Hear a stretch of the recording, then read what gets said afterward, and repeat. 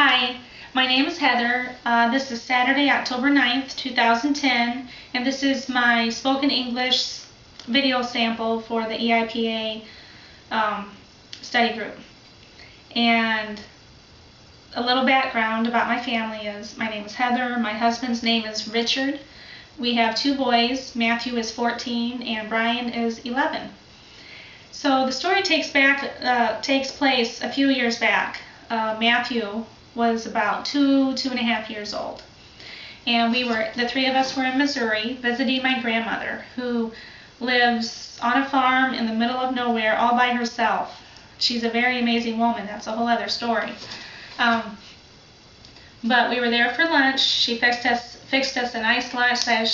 She's a great cook, farm wife.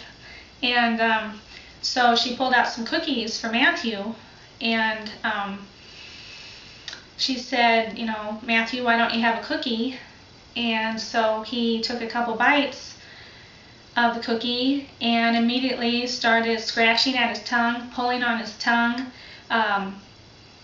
He just wasn't acting normal. And so I started to freak out, which did not help matters. My grandma was upset.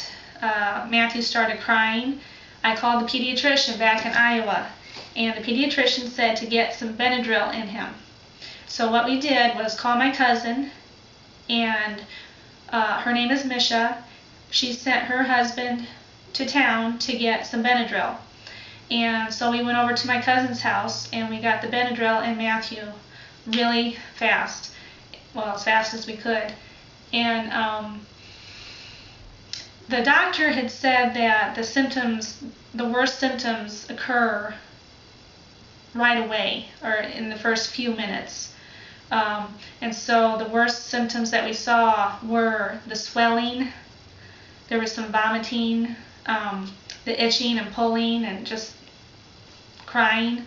And his symptoms seemed to level out after a while, and after the Benadryl was in him and started working. It was a very scary time, and since then he has had a couple other reactions to peanuts. One time he ate a piece of Halloween candy. He just took 1 or 2 bites of that, and we had to get him to the ER. In school, we make sure that in the nurse's office they keep Benadryl for him, or we provide the Benadryl and an EpiPen for him in case he needs it. And so far, knock on wood, he's never had to use it at school, and he's never had to use the EpiPen. So hopefully he never does have to use it.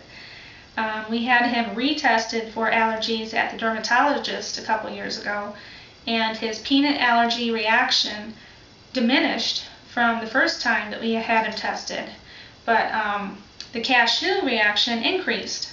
So we just have to keep him away from nuts altogether. And he wishes he could have peanuts, but he does say it could be worse. At least he's not allergic to chocolate. Thank you.